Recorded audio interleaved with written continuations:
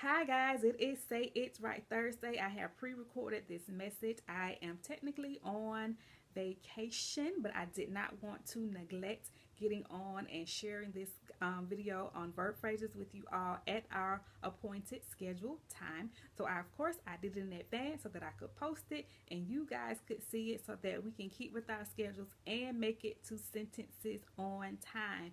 That is my personal goal, to get us to sentences by the start of second quarter, which is in April. So that is why I went ahead and pre-recorded and then just, post something to you guys. Hey, I'm on vacation. I'll see you guys next week. I did really want to go ahead and get this in so that I can personally stay on schedule and so that we can move along with our theme for this year, which is to say it right in 2018, one word, one sentence, one paragraph at a time.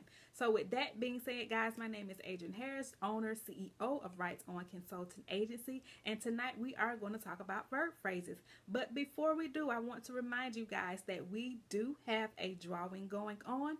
Every time you like, love, share, or comment on any of our videos, then your name is being entered into our first quarter drawing for a $25 gift card. As you can see, I have already started making sure that your names and the names of you guys have been entered. And guys, I have caught up.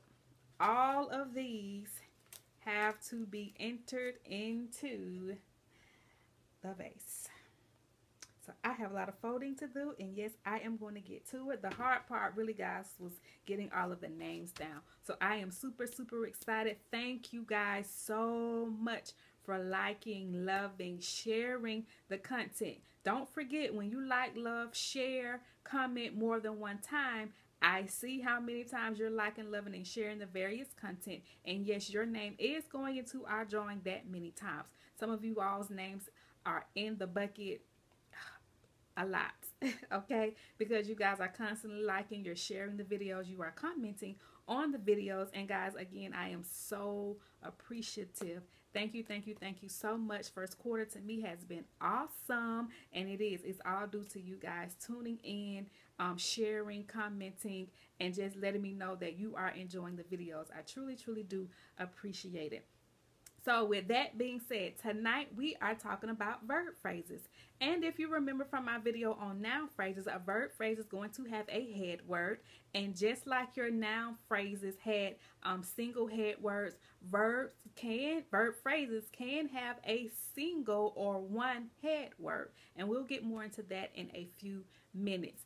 Don't forget that your head words for verb phrases, just like noun phrases, it's just that simple. It's a verb.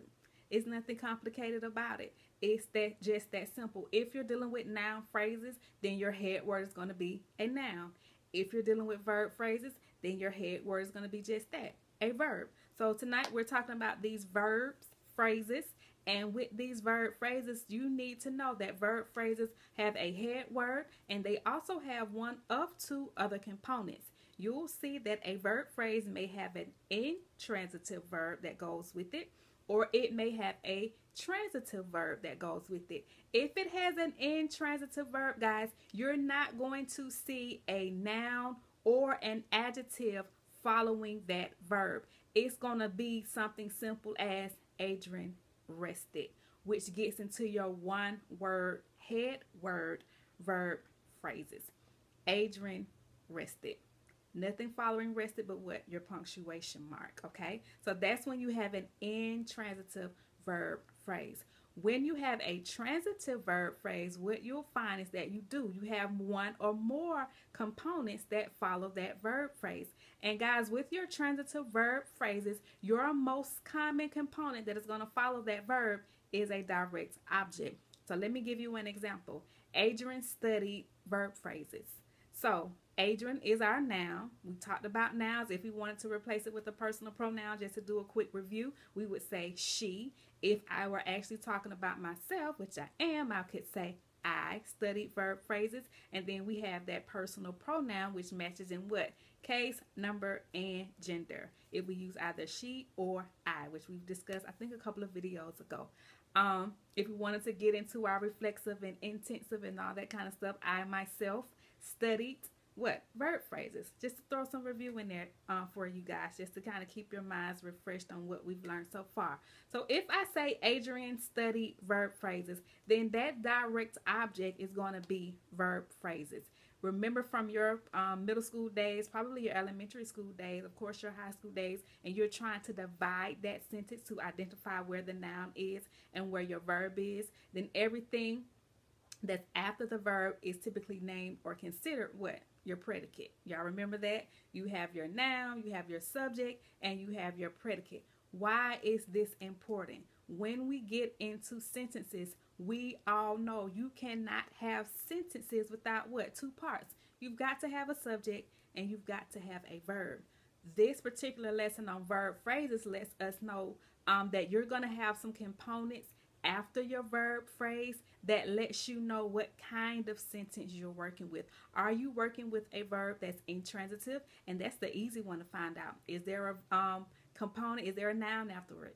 Is there some type of adjective phrase or adjective afterwards? And if not, we know we have the structure, the sentence structure of an intransitive verb phrase. If we find our sentence that has a verb and then some more words after it, then we can start the legwork of identifying those parts of the sentence and see, hey, is this a direct object? Is this an indirect object? Do we have some adjectives? Do we have some verbs following this particular verb and what's in this verb phrase? So I hope that makes sense. I got a little bit ahead of myself. As you can see, I really am excited about sentences because I'm seeing how sentences are structured and how we can have sentence variation in our paragraphs, in what we write, when we actually understand how the parts of the sentences, how the words in our sentences function. So moving on, I just said a lot. Sorry, guys. So most verb phrases will include adverbials. And an adverb, just the very, very, very genetic meaning of an adverb. Typically, people will tell you it has an ly on the end. But guys, don't forget, we are looking at these words and sentence parts from a linguistic point of view. Remember, I am going through this book. This is where I'm getting my research from. And so, remember, we're talking about two form class. So we now have that our nouns are a part of our form class, our verbs are a part of our form class, and guys, we're going to get into adverbs and adjectives that are a part of our form class. So that is coming up in the next 2 weeks. We'll get to adverbs and adjectives, and of course, you know, I'm going to give you an additional definition versus just the ly on the end when we get to our adverb lesson. So I am excited about that. So what does a verb phrase with an adverbial look like or sound like, since I haven't written it out for you guys? It's going to just simply be Adrian studied, and then you're going to ask yourself the question, how did she study? And maybe Adrian or maybe I studied silently. You got that ly. It tells you how you did something. Just the nugget, when you're talking about direct object, it tells you what you did. So Adrian studied. She studied what? She studied verb phrases. So there are some things you can ask yourself. There are some questions you can ask yourself in order to identify the parts of a sentence. And guys, if you understand the parts of a sentence, remember I talked about last year that this grammar is innate. We know how sentences should be structured without formally being taught.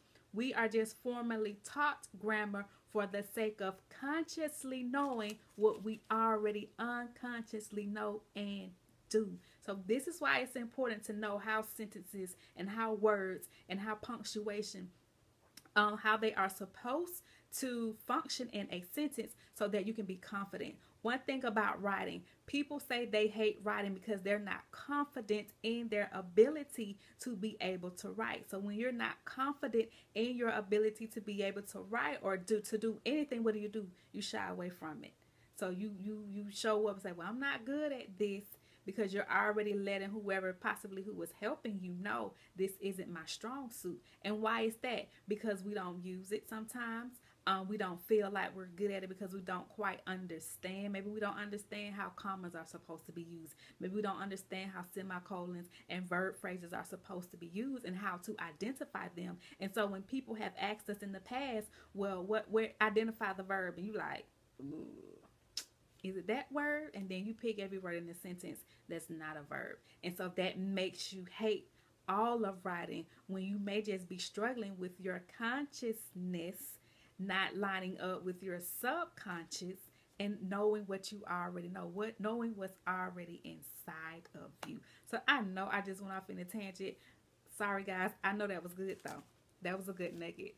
So why does all of this matter? So this is a good lead into why all of this matters.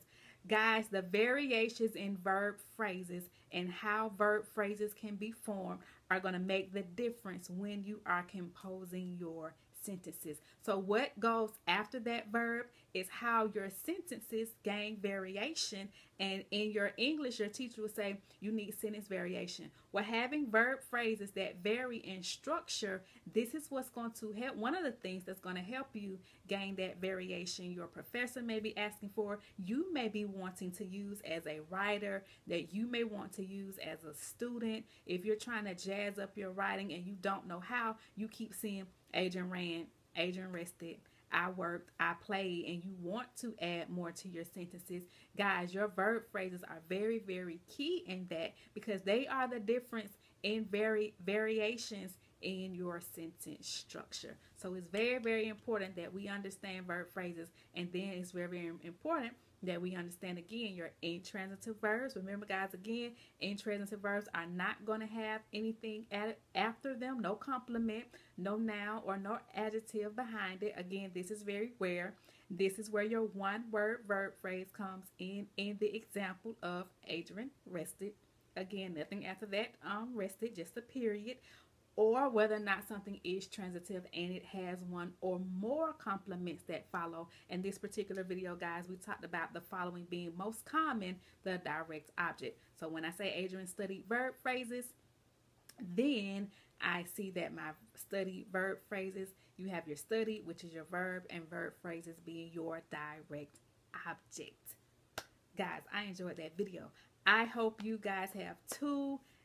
Thank you so much for tuning in, guys. I am Adrienne Harris from Rights On Consulting Agency, LLC. Join us again next week. Guys, I should be live on next week. Thank you so much for watching this video. And please continue to tune in as we say it right in 2018. One word, one sentence, one paragraph at a time. See you guys on next week.